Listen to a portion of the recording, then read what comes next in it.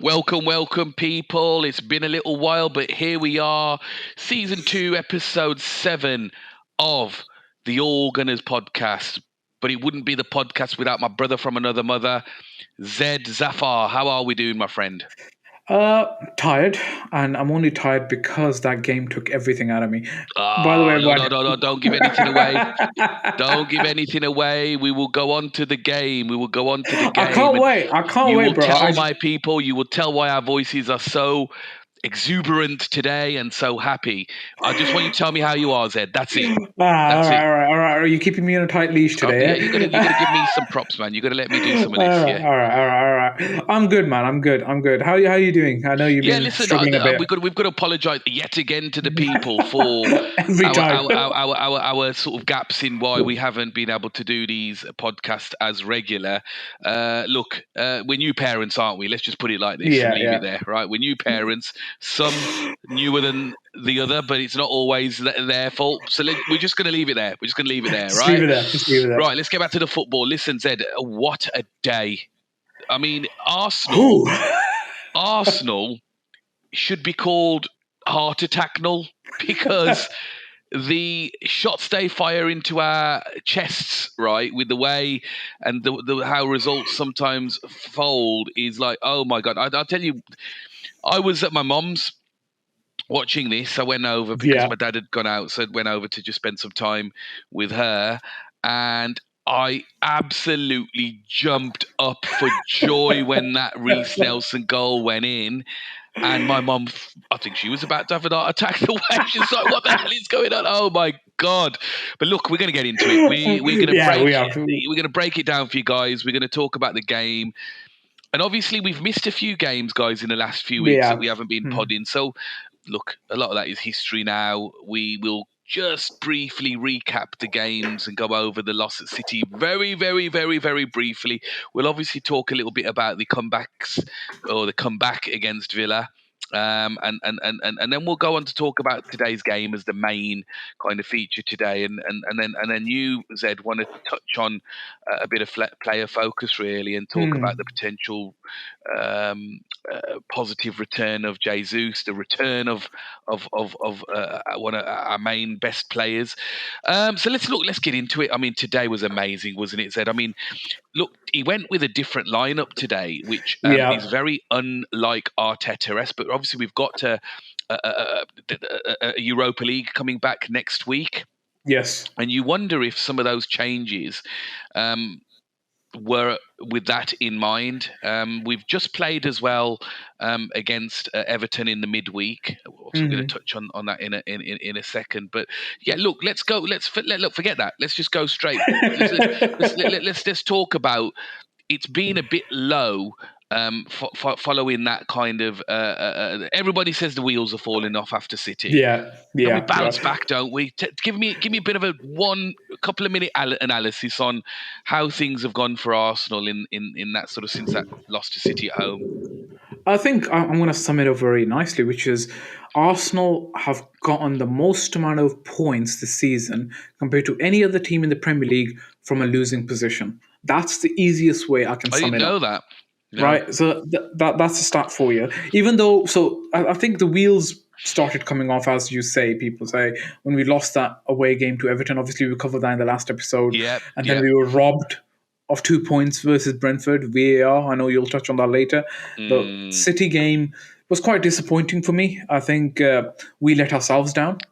It wasn't anything that City did. City weren't the usual City that you see. There weren't anything special, I didn't think. They weren't. I think all of the goals we give away, we were our worst enemy. I think that performance was our most nervy performance. It was nervy. I think we got caught. I think we got caught in the occasion of it, or whatever it is. Yeah, it's the immaturity of the players came through. We've got the second youngest team in the league. Exactly. We're basically sort of full of 21, 20, 19, 20, 20-year-olds, man. It's a bunch of 20-year-olds playing at a very, very high level. But the game after that at Villa Park was one of the best games until today that we've seen for Arsenal, right? Normally you see 2-0 down or 2-1 down, and we're used to, Arsenal, that's it, turn off the TV, just walk out, because you know what the result is. Go for a long walk, sit under a Hope for the tree in best. a park, and, just pray. That's it. But that comeback against Villa really demonstrated what Arsenal were all about this season, and what this team is about, what Mikel Arteta is about, what the mentality of this team is, right? Getting a result of 4-2 against Villa when you're down by goals, when you're giving away silly goals, and Villa played very well, to be honest, They did well. against our with our former manager Unai Emery, and we know how meticulous he can be on his day. So we did well. Then Leicester away, standard 1-0, 1-0 to the Arsenal. Some nervy moments, but kept our shape well. Everton at home, that was a cruising victory. And that's where you're thinking we're kind of back now. So we get that blip at City, Yes. right? Yeah. And we know, I think, this is where everything's very brand new for us Arsenal fans. Yes. Is that we've not historically bounced back well from adversity in the Wenger years and the Emery years. You expect us to just go down and and that's generally what's happened. We've generally lost games at really fundamental points in the season, and then we've ended up losing a couple. So, but what we are used to with Arteta is generally speaking, when we lost against United, we went on a really, really good run. Exactly. And we're expecting. I mean, obviously we're not going into it, but our blip was almost pre-City, if you think about it, because that loss against Everton was lost against Everton, and then obviously 2 points. We won't mention the swear word VAR at the moment. We were robbed of 2 points at home to Brentford. But look, we move forward into kind of really must-game territory, must-win territory. Must-win territory. And I have to say that the mentality shown against Villa was absolutely elite. It was second to none. Because look, I think a lot of people underestimate elite sports, and when you're talking about home crowds, like Villa are a very big club with a very big following. Arsenal silenced that crowd. I mean, mate, I never knew Jorginho could shoot. Let me just put it that way. And big up the haters, I've got a shout out. I've got a little segment, a shout out to the haters, because we've still got that crap, yeah, you could almost call them crap. We've got the crop of Arsenal fans that are just waiting on the tails to say, look, we told you that transfer window was shit, right? And look, this isn't a transfer window pod today, right? But what is done is done now. And what I liked about that Jorginho goal is that the haters were silent for at least a few minutes or a few hours, at least for the moment. But I have to say, shout out to our ex-goalkeeper Emi Martinez, making us win the title, mate.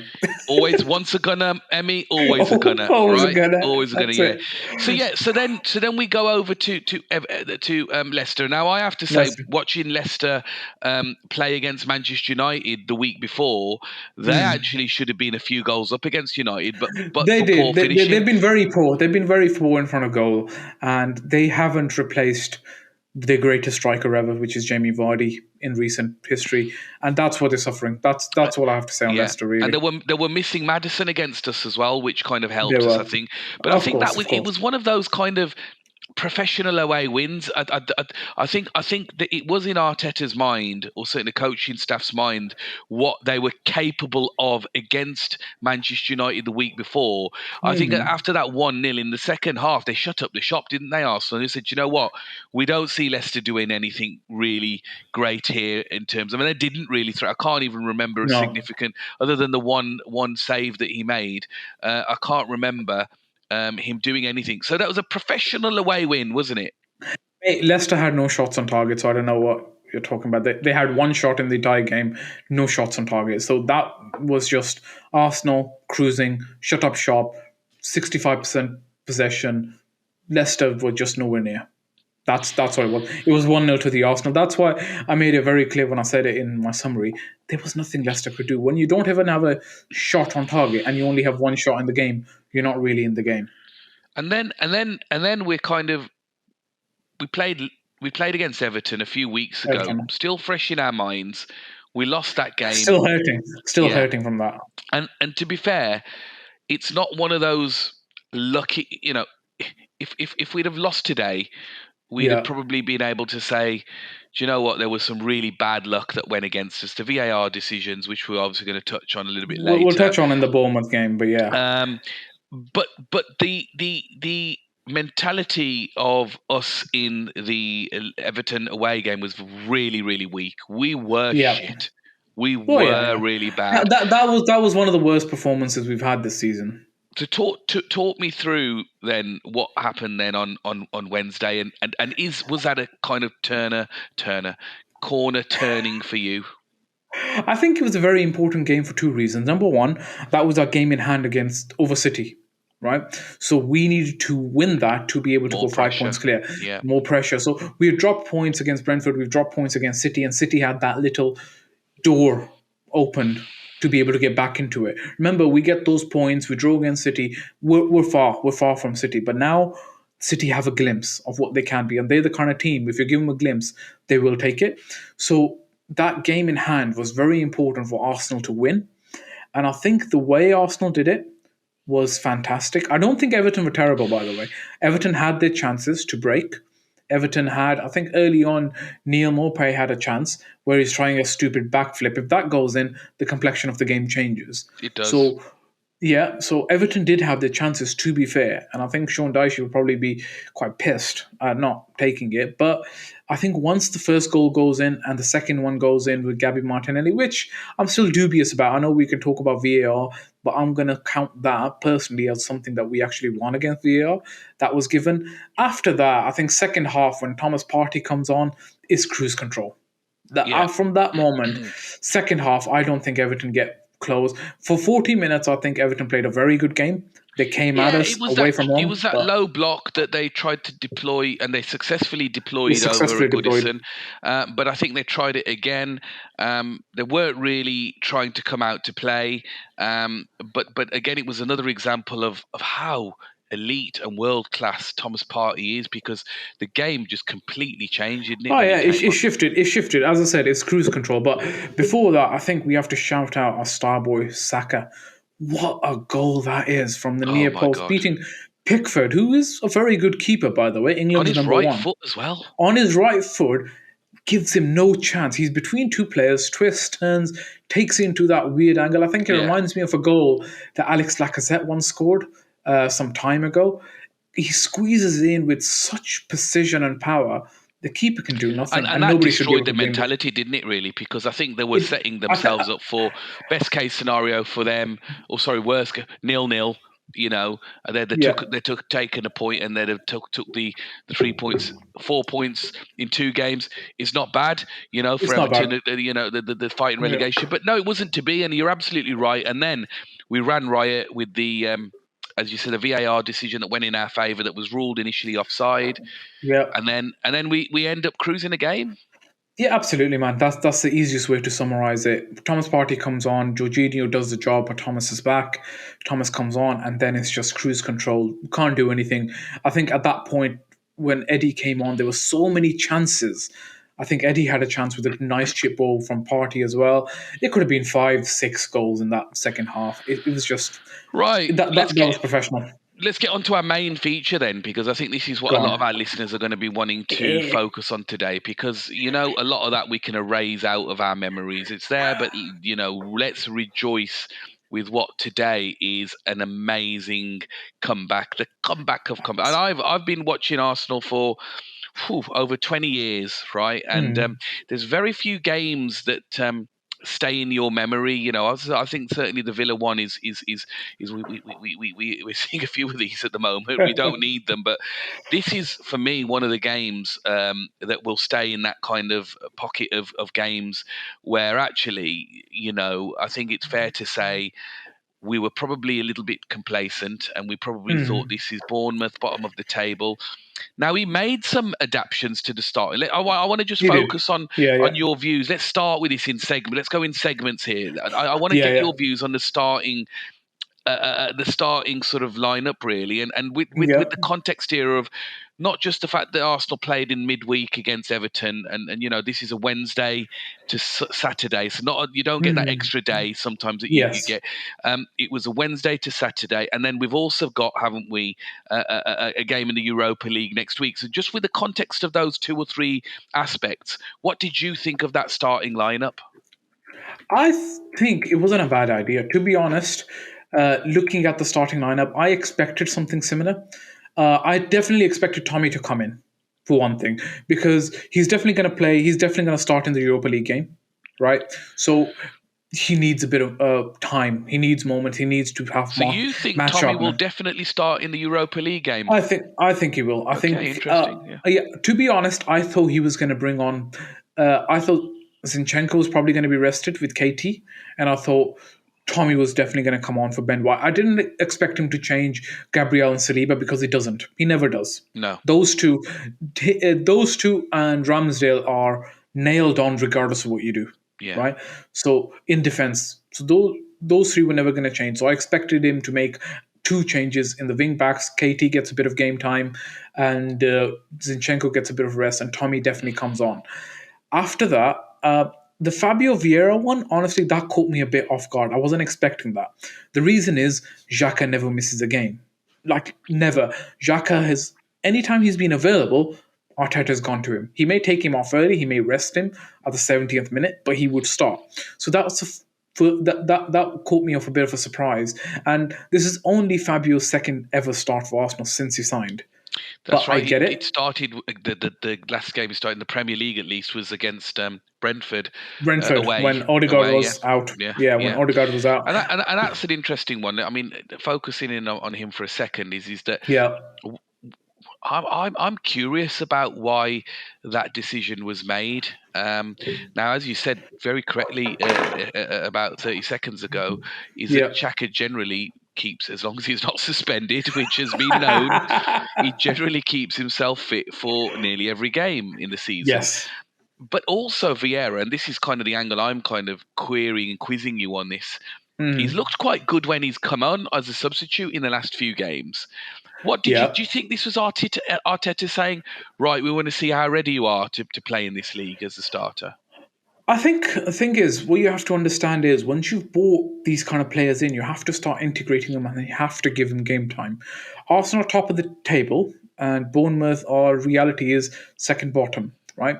They're going to be up for a fight, but if you don't rotate your squad and give them game time, when you need them, should something happen, they will come in cold and they may not be able to do it. Remember, this isn't a Jorginho who's vastly experienced and you can just chuck him in.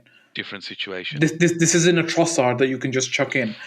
This is a young player, right? A 22, 23-year-old who's just come new to the league. For him to be able to adapt, he needs to be able to play.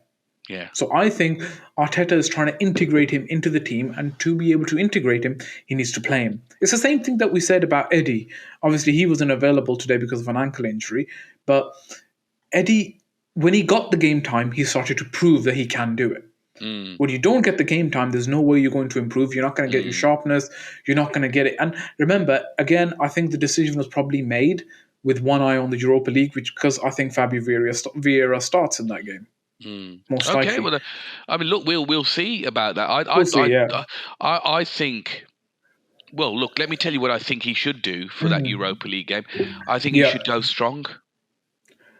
Yeah, it depends. It depends. Who are we playing afterwards? We've got a Premier League game afterwards, haven't we? We've got Fulham away next week. Yeah. That's not an easy game. That is not an easy game. But look, for me, and look, I've had this debate with lots of different Arsenal fans. Is that if he goes weaker, it's an indication almost that we're not necessarily taking the Europa League as seriously as we should. I do think that we should be going strong in both of these competitions. We just need to be smarter. We're here. No, I get it. We're away to Sporting CP, right? They're a good team. They're a good team. They're a good team. So they're going to be up for a challenge in this. But you can't start your starting 11 from Premier League in that and then play Thursday, Sunday. He And probably will. This is why I reckon this is what Yeah. my excuse with why Xhaka was rested is because Yeah. I do believe that Xhaka will be starting. Come, You think he'll do a Thursday. mixture of a stronger? So he'll do a mixture of the first team and the second team, I basically. think. Look, we're at that stage of the season, Zish, where he's got to realise that actually you win games when you have Xhaka and Partey playing. Of course you do. But do you think Partey starts or do you think Jorginho starts in that Sporting game? Are you asking me what I think is going to happen or what should happen? I'm asking you, what do you think is going to happen? Going to happen. I think you're probably right that Partey probably will be rested. Yep. I think he'll be on the bench. I don't think he'll be out of the. I don't think he'll be out of the squad. He'll be on the bench, and I think Jorginho will probably start that game. Yeah. But I think Xhaka starts it too. Okay. Yeah. Anyway, look, bro. Getting back to the Bournemouth game before we start looking too far. We digress a little. We digress. You digressed. I asked the question. I just wanted to know your thoughts on the starting lineup. But yeah, let's move on. I just wanted to know what your thoughts on the starting lineup is. We're on about the Europa League game, right? Okay, cool. Look, we'll have a segment for that as well. Don't worry. Don't worry. We'll speak about that. Look, So, okay, starting lineups in. 10 seconds in, we're 1-0 down, right? Bro, you know what? I hadn't even tuned in yet. I hadn't switched on. I hadn't switched on.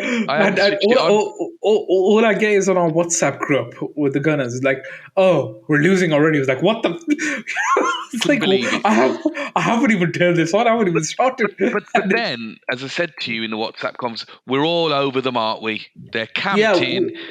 Chance after chance after chance, and it seems in the midway point in the first half, rather, could it be one of those days? It did seem like that because credit to Bournemouth, they came in with a plan. They came with the back five, and they knew what they wanted to do, which was 10 men behind the ball, one lone striker, lonely out there on the break, and they actually got a couple of chances in the first half. By that break, I think if Billing puts the ball into Solanke, where Ramsdale makes a great save, area, if he puts that, that's 2-0. That's 2-0 right there and there. And then I'm worried, right? Arsenal had all the possession, Bournemouth had nothing, but they were dangerous on the break. I tell you about that first half. I don't think I've seen an Arsenal fixture where we rode our luck as much as we did in that first half. Because we're not. It wasn't just. Oh yeah, absolutely. We're actually one-on-one stone cold. There was one save that Ramsdale made, wasn't it? Ramsdale made a class save, but that's where you have a good goalkeeper, right? That's where you have a sweeper keeper. Ramsdale half the time is by the halfway line. And there was one that Solanke had one-on-one where Gabriel takes care of him. Yeah, well, it wasn't just Gabriel. So Gabriel goes towards him, and Saliba helps out too. Yeah, covers. I mean, the approach those two had. Gabriel is the head first. He just goes straight where the ball is, and Saliba is so cold. That guy, he knows he covers. That partnership is solid. That's how you know they made it impossible. I'm going to talk to you in a few minutes. I think Saliba had a very off game today. I think it was okay. There were a few moments where he gave the ball away that actually resulted in the break, at least one of the times. But yeah, look, we'll come on to that. So I think we rode our luck in that first half. We did, but so did Bournemouth. Yeah, we're taking. We've got a lot of the ball. We're going to obviously you're going to talk about the stats in a minute. Come half time, and we're thinking, right, this is the team talk of the season. Honestly, I was scared going into the second half. But to be honest, Arsenal have mostly scored, and that's where the stats is. Arsenal are more dangerous in that 40 to 60 minute period than any other. That's where Arsenal scored most of the goals this season. But it was in that 40 to 60 period that Bournemouth go 2-0 up. I know you were going to bring up. What are you thinking then, Zish? I honestly thought, this is my old Arsenal fan thinking coming in, and I'm still thinking, the old Arsenal. I'm like, shit, there we go. This is the time I turn off the game and just go, just leave it. Do you because know what it's I another. thought? I thought this is a really good time for them to score. We've still got quite a lot of time because look, you've got to remember the No, context no, of all this is I get it. Villa I get it. Park, Villa Yeah. Park, and what's just happened over there, right? Is that this is a different beast. I get it, but that's why I said I went back to my old Arsenal. Remember, it's 19 years of hurt, man. That's what I've grown up on. You can't blame me. It's a I reflex, can't blame you. right? I can't Right? blame It's a you. reflex. No. All I've ever known is Arsenal screwing it up at the last minute. Okay, Yeah. so this is a reflex. I have to fight it. It's only first season. So you thinking I'll we fight it. lost that game then as soon as that second goal goes in? Mate, did you not see my message on the WhatsApp group? I was like, well, Turned my that's done. phone off then. I turned my phone Well, off. bro, Googs were on it. Googs was like, nah, bro, nah, plenty of time. I'm like, get it, bro, we're off. But honestly, this has me worried for the rest of the games and the rest of the season is we're giving too many goals away from set pieces, especially corners. Yeah. We're not good. Thomas was asleep on this one. We've got to talk about the injury to Yeah, Trossard because I Trossard, think yeah. That's a think that blow. I think we lost a lot in the end of that first half. I think while Trossard was playing, and it was only about 15, 20 minutes in, but in Yeah. that 15, 20 minutes, we were absolutely peppering them. Right, Oh, we were. because the last obviously 3 games. I mean, Trossard. I mean, it's a testament to him how quickly he's fit in to this system and that kind of false 9 interchanging role with Gabby Martinelli. Martinelli. I think then Gabby's a dangerous word to use when we have 3 of them. yeah. This is true. That's true. I think the remainder of that half, I find that the team are almost trying to play with Smith-Rowe, who came on. What did you think of Smith-Rowe? I think we want to cover Smith-Rowe a bit separately. I want to talk about him a bit more. No, I mean in the context of today's game. Of the game. Yeah. I'm just putting a disclaimer out there. That's why. But in the context of the game, I think it looked like it was something that they weren't prepared for. They weren't used to. They weren't because it seemed like, look, Trossard and Martinelli work because Trossard likes to go central. He can go central, and Martinelli likes to hug the touchline because that's what he's done. He likes to run at players. But with Smith-Rowe isn't as willing to go through the centre as Trossard is. So that meant that Martinelli had to stick in the box and be that striker.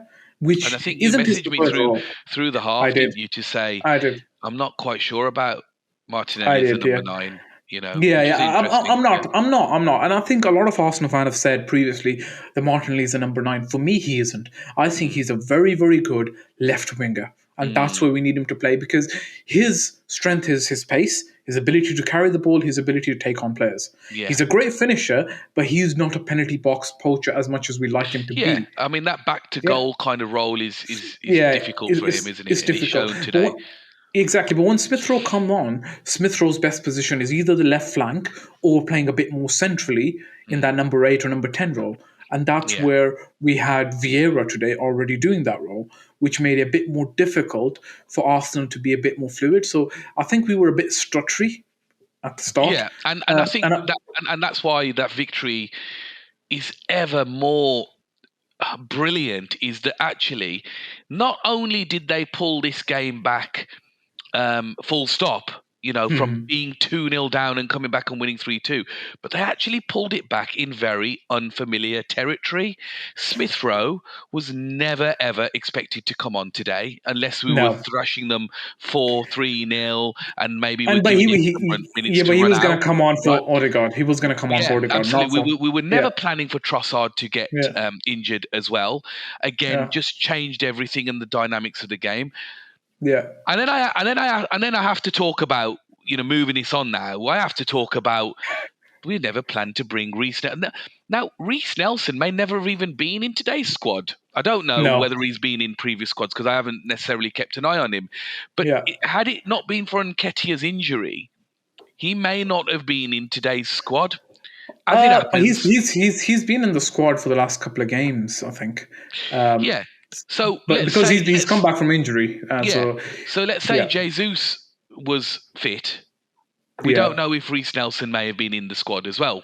So what I'm saying, look, my point behind this is that he's on the fringe of the fringes, right? He's not a go-to player that Arteta uses to come on to change games. Although the last time he made an appearance for Arsenal, similar circumstances. I want to focus this last segment on this game today now. Yeah. On Reiss Nelson, right? Okay. In the context of the game.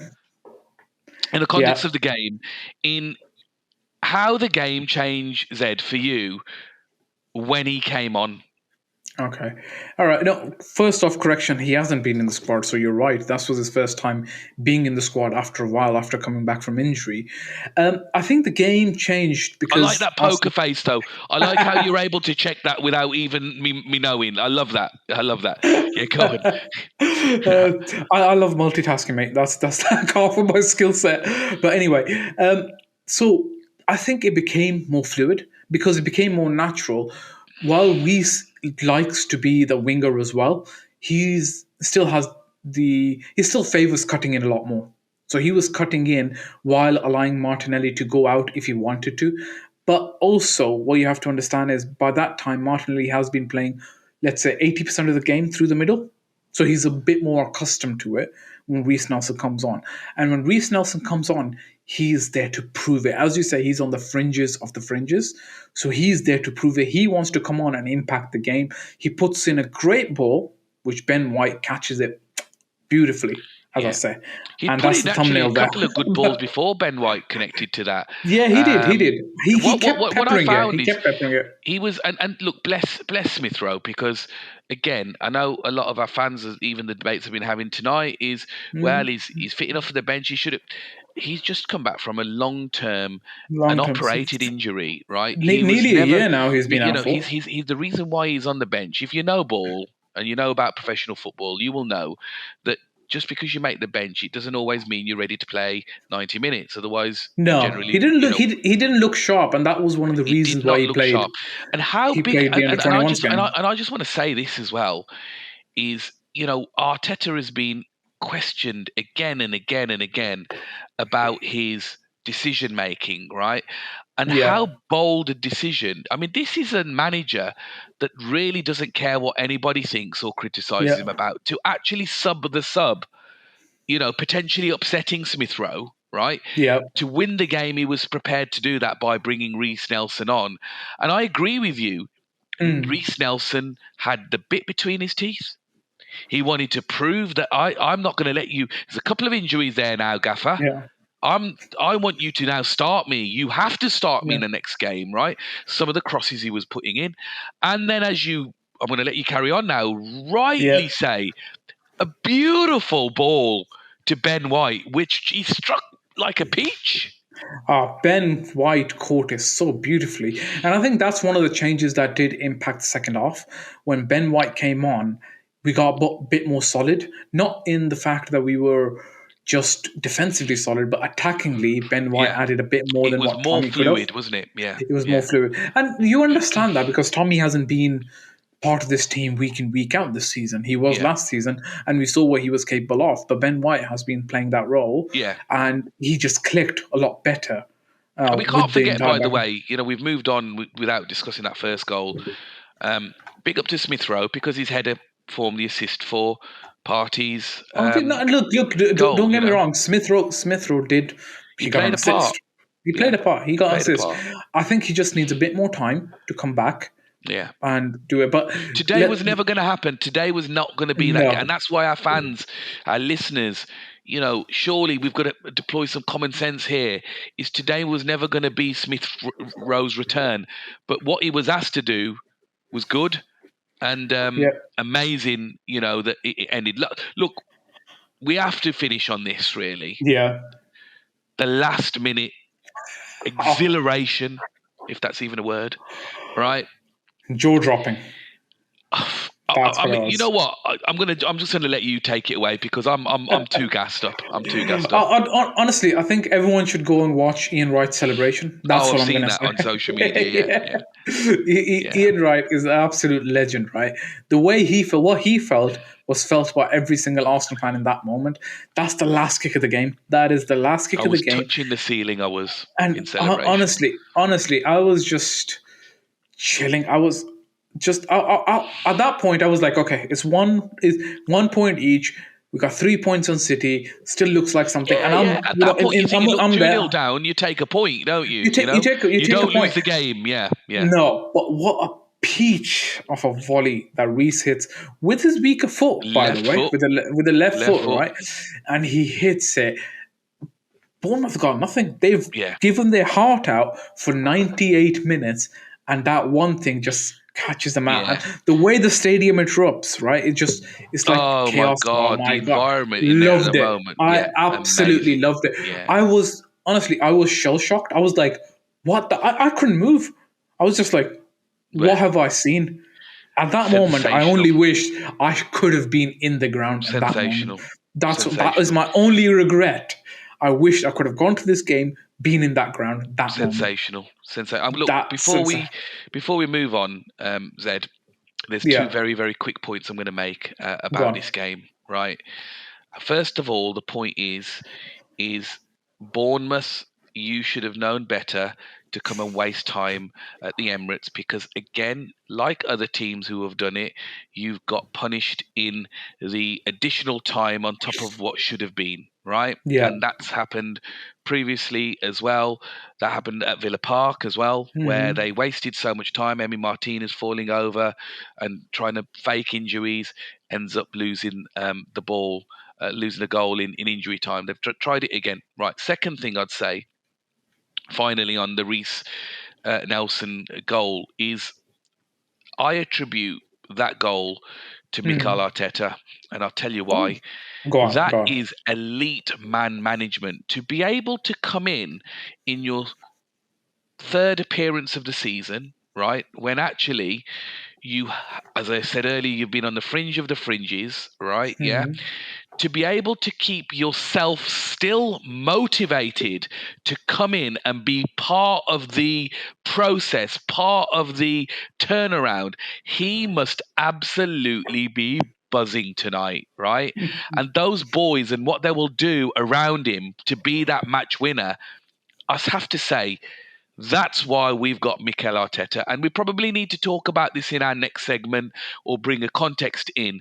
But this is why Mikel Arteta is separate from anybody else.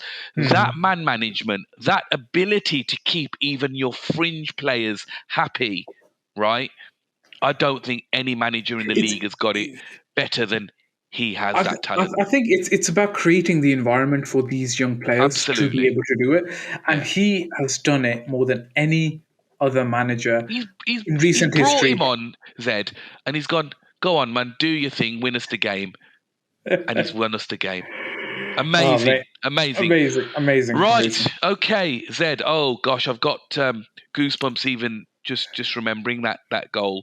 What a brilliant day for the Arsenal guys. Yeah, And but by the way, just want to plug this. I didn't say any stats today, but Reiss Nelson, 3 appearances, 3 goals, 2 assists. Our star boy at Manchester United, Anthony, 12 appearances, 3 goals, no assists in the Premier League. Oh my God. We'll send that to Atar later, shall we? Right. Okay. Zed. Right. God. Oh gosh, where do we go from here? We're going player focus, aren't we? You want to talk about, don't you, Jesus? Because there are reports in the sports news in the last week or so. We've actually seen pictures as well of the Saviour returning, who just happens to have the same name as the prophet Jesus, returning, resurrecting, whatever you want to call it, in order to resurrect. say great. This will make a good short. In order to save our season at the right time. Now, number one, I want to just ask you, how realistic do you think those reports are? I know that he's doing some grass work. We know that he's training a little bit with the squad, but obviously not entirely in. When do you think that he will be ready to hit the ground running and play number one? And number two, how much have we missed him? Okay, number one, just answering it, I think he's doing some work. I think probably towards the end of this month, we can probably start seeing him as part of the matchday squad. Because we've got quite a nice little international break, which always We eats have. good weeks, doesn't it? We have, but remember, we've got some tough fixtures coming up in March. We've got 2 Premier League games left. We've got Fulham away and then Crystal Palace at home. So I don't expect him to see him any of I don't those 2 expect to see games. him then either, no. Right?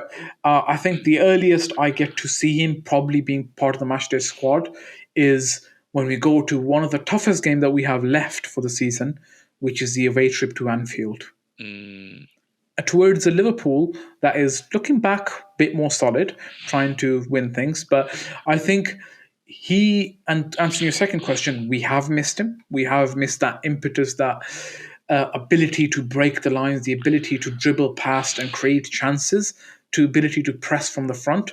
We have missed him. Eddie has done more than an adequate job in place of him.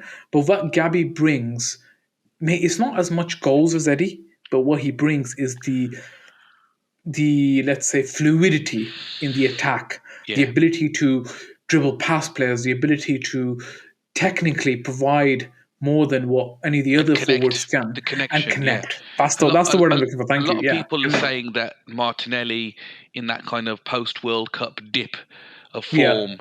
Look at a lot of our Arsenal fans. If you're not scoring, if you're not assisting, you're playing shit.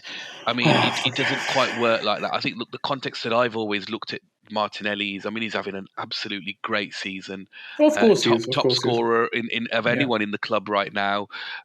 Second on contributions. Is Saka top scorer? No, he's actually got 11 goals, and Saka's got 10. Nice. Yeah, so remember he scored 2 against.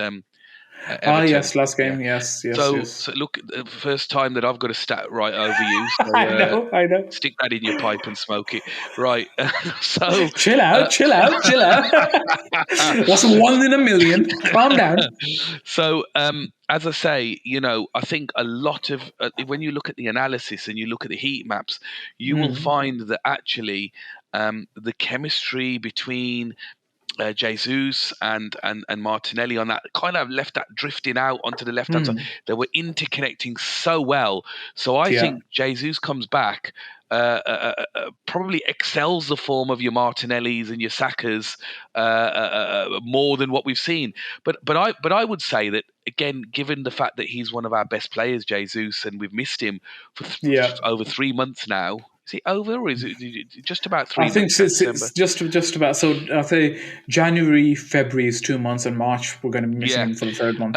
We've done exceptionally well without him, and players have stepped up. Eddie has stepped up in his absence. So look, I can't wait for Jesus to come back, and I think if he's back for those crunch games, that little bit of a run in. Against City, when we go to the Etihad, that's where we need him.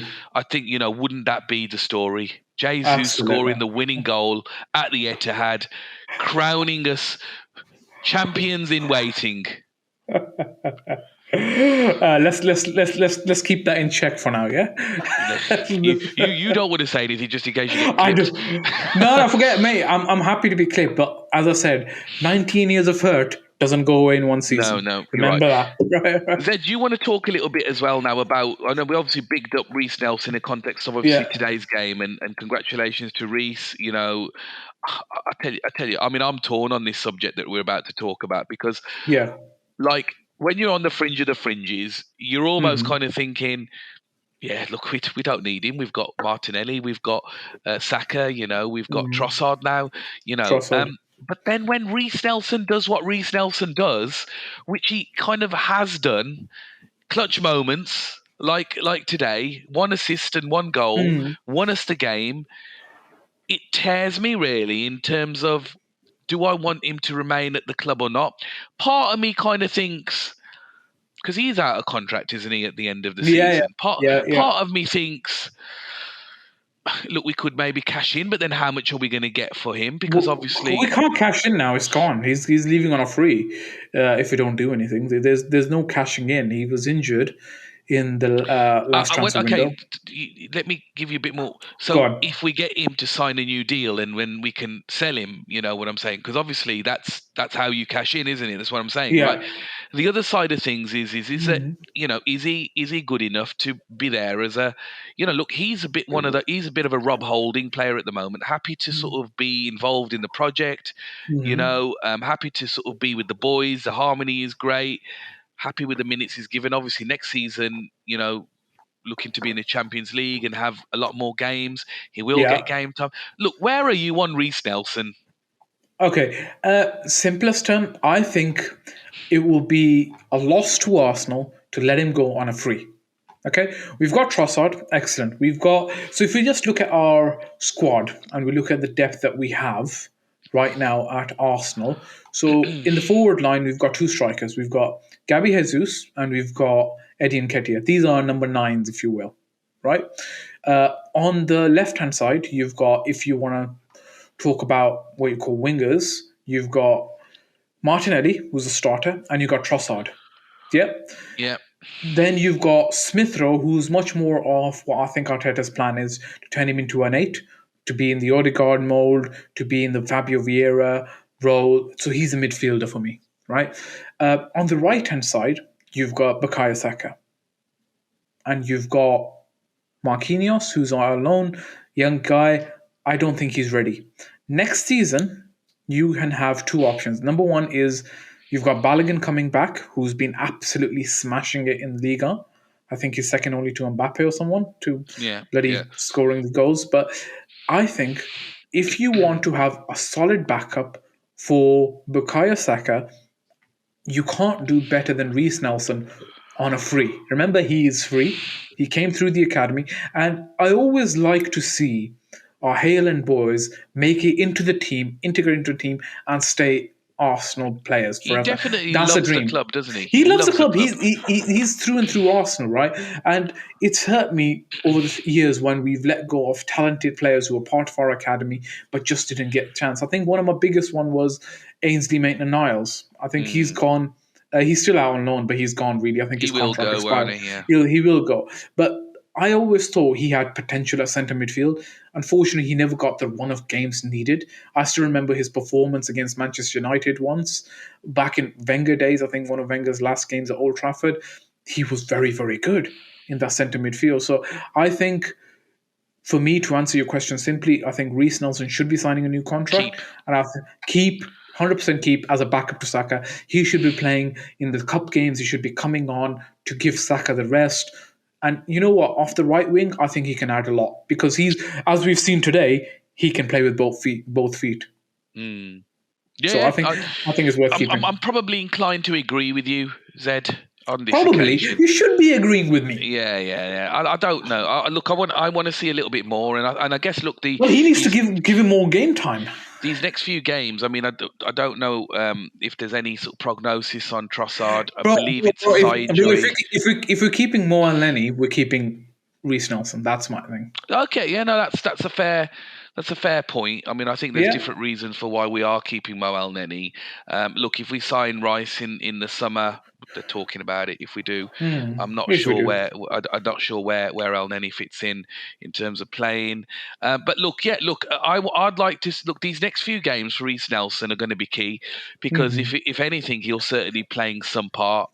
We need to see what's happening with Eddie Nketiah. Is it just 1 or 2 games that he'll be missing? Is it going to be longer than that? So, look, okay, and finally, Zed Smithrowe. I mean, obviously, he came on today. He did his bit. What's in the midweek he was playing for the under-23s. He was, some analysis I was looking at on Twitter, which kind of showed him his starting place. Over in the Odegaard role, the right-sided 8. Yeah. I think that's where his position is going to be long term. He's going to be fighting against Odegaard for that place. And I like Smithrowe. I think his ceiling is very high. He's been very unlucky with injuries. Yeah. Is he another one that you would keep? Or do you think there's a chance to cash in on him? Bear in mind, he's recently signed a new contract and got the number 10 shirt. Yeah. Is he He's somebody only that you signed a would let go? contract last year, mate. Okay, Yeah. so let's be honest, right?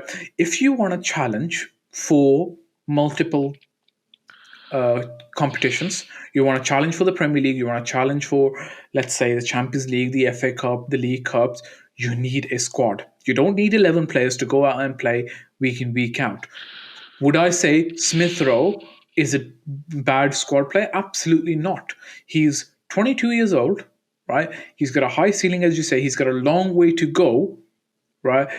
And I think we could do much, much worse than not keeping him. He's Keeping a bit him, injury prone, though, Zed.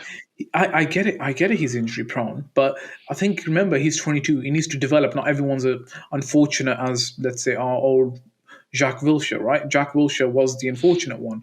I think maybe if in another season it's the same thing, then you think about, okay, maybe Yeah. cashing in. But I think it's too early to make that decision this season. So Smith Rowe's a keeper for you. Smith Rowe, for me, everyone who's in the squad right now is a keeper. Everyone who's out on the loan, other than Balogun and Tavares, is a gone. So I think Sambi, I don't know. If we sign Reiss, I don't see a future for Sambi. Pepe is gone. Maitland-Niles gone. Marquinhos is another loan. Cedric is gone. Austin Trusty, I know Danny bigs him up. I have not seen him, so I can't say. Pablo Mari is gone. Alex Runason is gone. Arthur Okonu, I think his name is. I'm probably mispronouncing that badly, but he's a young goalkeeper. Probably another loan for him, right? Okay. So I don't see many selling in the summer of the main squad. I see one or two key additions in the midfield, but even then, I think they could probably get away with just one big one, maybe a Rice, maybe a Caicedo, or you know what? We can dream maybe even a Jude Bellingham. Not going to happen. Right, look, that's what we'll be talking about in the next pod. Listen, guys, thank you very much. Look, can you give us a little bit of information on where we can, where you can find us, Zed, in terms of social media?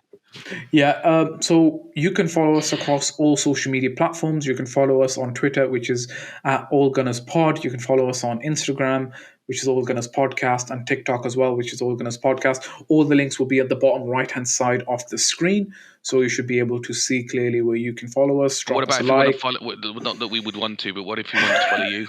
If you want to reach out to me and have a chat, you can talk to me at z._zafar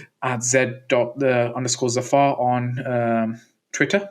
I mean, I'm not the biggest user of Twitter, but yeah, drop me a thing. I'll definitely get back to you. Excellent. Okay, and you could probably, if not that you'd want to speak to me either, but you'd follow me if you wanted to, if you were mad enough at Harry Carnu, and that's on the top right hand corner of your screen, as my screen, as you can see. Guys, look, it's been beautiful. It's been wonderful. It's been an amazing day. We have had some highs, we've had some lows, and Tottenham also lost as well because they're shit. Thanks, guys. We'll see you on the next one.